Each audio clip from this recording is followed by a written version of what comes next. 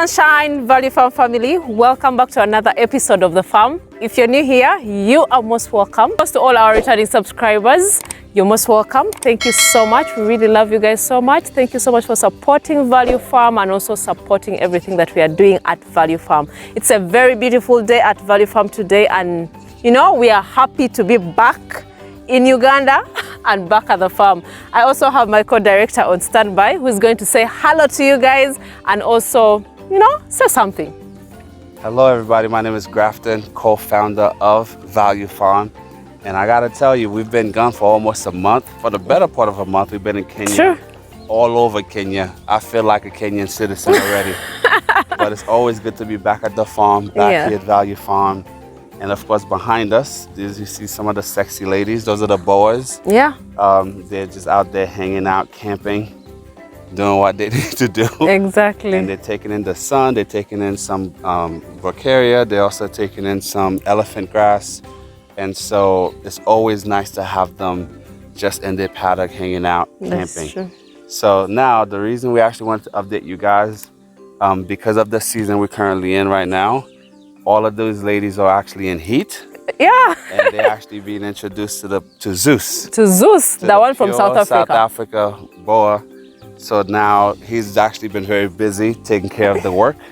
But this time he's taking his breakfast. And most likely by the afternoon when it's cooler, you know, in the evening, the deed shall be done. And the great thing about Zeus is really very active. You know, in the beginning, when it was still in quarantine, it was a little bit, you know, under the weather, and it was coping up with the environment here. But after that, the guy is now active, and everyone was like, "Oh my God, do you know what? Zeus is no longer the other polite man." He's all over the place, but we are really happy for that. That means we are really going to get real breeds here when we cross with what we have at the farm. I'm really so happy about it. So ultimately, guys, the thing that, you know, we actually got to experience firsthand, you guys will get to experience firsthand as well, hopefully. Yeah. Whenever you make these acquisitions, when the goats come from a distance away, there's always a period of adjustment, right? Yeah, when true. they go through quarantine, sometimes it might take as much as 4 months for a ram to get acclimated to the environment. Yeah. So, but we're very happy that he's made a full recovery. You know, initially, you know, he dropped some weight. We were supplementing his feed. We actually gave him some grain. We kept him on the similar diet that he had back in South Africa. But now, as you can see behind us, he's in love with the lab. He's in love with the bracharia, love the elephant grass. Alfalfa. All of it. Yes. So we're very grateful that they've made a recovery. And of course, we actually have 3 of those pure females that are actually expecting, guys. That's what I wanted to say. Yes. So we're super excited about that. And on the 7th of November, our next shipment of pure goats are going to be delivered. Coming here. We're going to have, again, more boas, more savannas at the farm, and some of the other kids that were born here. Yeah, and maybe a ram. Are we getting the ram as well? We're getting a batch of, we're getting about almost like 8 or 10. Yeah. I'm not exactly sure of the figure, but we're getting a pure savanna male with some pregnant savanna females, as well as more pure boa females as well. That's true. Yeah. I'm so happy. So am I. So guys, when you really come to Value Farm, just expect the best, because by the time we're really doing all this, we're doing for you guys and also making things better for us farmers in the country. Of course, there are some farmers out there who really think maybe it's very expensive to import. Maybe it is really very difficult because it's a whole... It's an experience. That's what you should really know. It's not as easy as you think. It is pricey. It is. I'm not going to lie to you guys. I mean, the breed itself speaks for itself. Right? There's a reason why you pay that money. There's a reason that you get that pedigree. Yeah. Because when you get it, it's a game changer. Yeah. I remember when we had our first king. And when we had other goats, we had, you know, good crosses. Crosses, the Muvendes. And then, but when we got the king, he put us on this trajectory that we're on right now. And at the time, the king was the most expensive goat that we actually had at the farm. And most people thought we were crazy, the amount of money that goat was actually going for. Now, not only did the king do his job, now he's actually on another farm continuing the good Lord's work. Yeah. We also, the money we spent on the king, we recouped our investment as well. Yeah, true. But the genetic markers that he left here. Yeah. He will forever be in Incredible. my heart. He will forever be the king here at Value Farm. True. And so now Zeus is here, currently doing his best Yeah. to continue to even make the genetics here even better. Yeah. And even while Zeus is just getting started, we're already trying to identify his successor. So you have to think ahead. You can't just think in terms of today or next week or next month. You have to think about the future. You have to think about where you want your farm to go. Yeah. And like anything else in life, you always gonna get what you pay for. That is so true. You buy yourself a Vitz or SCOCIAL. I'm not knocking on any of those vehicles, but you know that's very different than you purchasing a Land Cruiser or a Prado. Not everybody have Prado money. You can have Prado dreams with Vitz money. It's okay. But as long as you're working towards that Prado, you're gonna get there someday. And it's the same thing with farming. You don't have to start with 100 sheep, 100 goat, 100 heads of cattle. It's just not something that everybody can do, especially those of you out there who have a regular job. Yeah. Those that were just not given 3,000 acres of land for free. You understand? You can start with just 2 goats. You can start with whatever it is that you have. True. But make sure you plan meticulously. True. And if you can only have 1 pair of shoes, guys, best to save your money and buy a good pair of shoes every 3 years versus going out to get 15 pairs every few months. Every few months you're changing. But then you checking the weather. Can I wear the pleather today?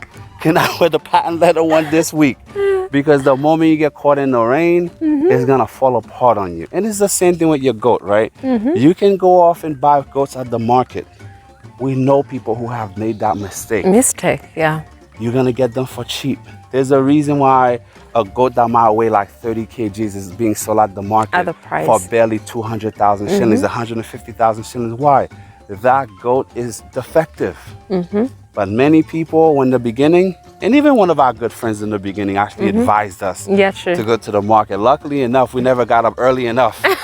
And we missed out. We missed out. As we continue to do our research, we realized that would have been a colossal mistake. That's how you can introduce, scrapies at your farm, brucella at your farm. Yeah. And again, this is one bit of advice I want to give to you guys out there. Okay. Don't you ever make the mistake of going to a farm, looking to get a discount, telling that seller that you're just looking for that animal for meat.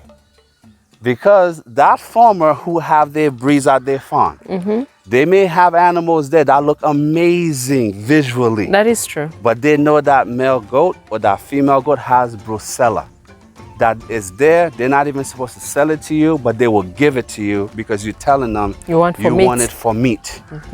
So best to actually pay the money to buy breeding quality stock because when you go cheap, that's the most expensive mistake you can make. Yeah, that is true. And so that's what I wanted to share with you guys. I'm sure my partner have other options that she want to make sure. Any other pointers? What advice can you give to farmers out there looking to get into this type of goat farming situation? How would you advise them, Tina? Of course, the breeds have to really matter. The boars are good for meat production. So when you go to a farm and you just tell the person that I really want goats for meat production, I want to sell them to the butcher, the person will get you the worst. Remember, you also need to breed to get more goats. So that is going to be a problem to you. They will give you the ones that maybe miscarriage. That is a loss to you as a farmer. Because those ones that have brucella as my will always miscarry. Yes, will always miscarry. Some that are really falling sick, that do not even produce, So you have to be very careful when you go to these farms, when you're going to source out your goats for breeding purposes. Be clear, be straight up. Tell them, I want to breed, even if you're going to take it to the butcher, so that you can at least get the numbers that you really want. Do not waste your money. Yeah.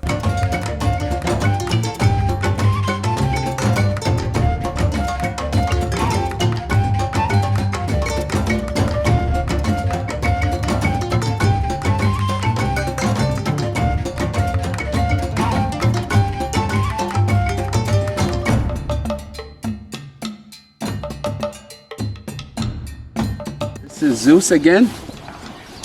This was our first pure buck, 100% import. I mean, we have pure goats at the farm, but this is the first 100% pure registered bloodline that we've imported from South Africa. Of course, he's getting a bit restless. And yeah, he's here. He's doing a wonderful job. He's adapting to the environment. He was a little under the weather, but he's recovering just fine. You know, there's always an adjustment period. And he's making it through just fine. And his genetics are very valuable. It's important to have him here, both for us and for, of course, everybody here in UG. Okay, he's ready to go. Let him go.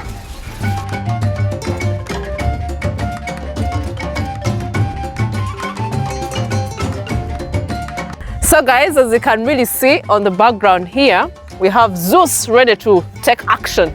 And we are really so happy that those ones are really going to spend the day with them in the paddock. As you can see, this is the exercising yard that we always bring the exotic goats from South Africa. And of course, Zeus, who is our king right now, who replaced the king anyway. But this is what it is. We have the grass already put for them to eat. We have already put for them their pellets to eat, so they're really well fed. So we always monitor these goats all the time when we come here. And of course, there's always one person who comes here to check on them, to make sure they have the water, they're well fed, even though they don't go out at the moment. Yeah, so guys, here's the thing. When you're thinking about breeding, right, we always tell you guys this for a reason. You need to have a plan of action, right? I actually had a conversation with a colleague from South Africa, from Nigeria. She's a very, very talented young lady, has a PhD in farming, and you know, she left the UK after 15 years to come back to the continent, back to Nigeria to actually really start a farm, world-class facility. So if you're out there, Sharon, it was really nice to just touch base with you, to get in touch with like-minded folks. And the reason I mentioned her and what they're trying to do, before she did anything, she actually reached out to us, literally did a 4-hour consultation where we literally sat in Google Hangout with her notepads. 4 hours. I think it was closer to 5 hours, to be honest with you. Wow. And looking for all the questions, everything that within reason that she needed to know to start. Because before you start constructing your pens, whether you have goats or pigs, you need to know the dimensions. You need to know how to build the trap. You need to know where to position your bucks, where you're gonna have your kids. Are they gonna be in the same house? Are they gonna be growing independently, even before they wean from their moms, right? So credit to her, credit to people like you who are out there watching this video right now, doing your research.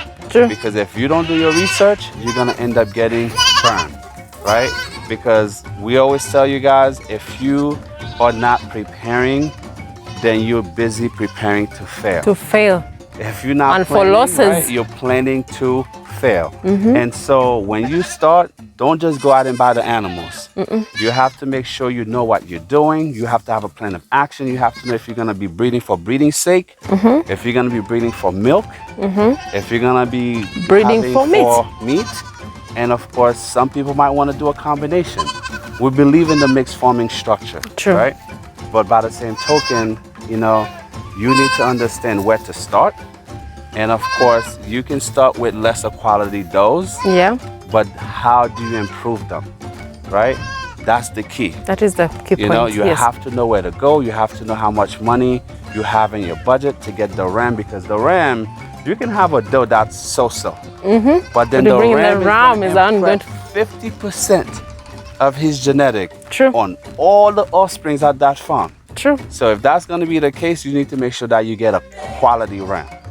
Don't go cheap. You don't want to go cheap on your shoes, your car. This is a golden nugget you need to also keep. We always tell you guys, when it comes to pigs, before you go out there and get yourself 10 sows or pregnant sows, you need to find a market. So the same apply to goat farming. I actually saw a video on YouTube, and credit to, I think the gentleman's name was either Kasim. He went to see a farm where they had over 15,000 heads of cattle. They had about 1,100 Boer goats, very high quality, in Uganda somewhere. I believe it's the Prime Minister of Finance. The Minister of Finance farm somewhere. I don't remember the name.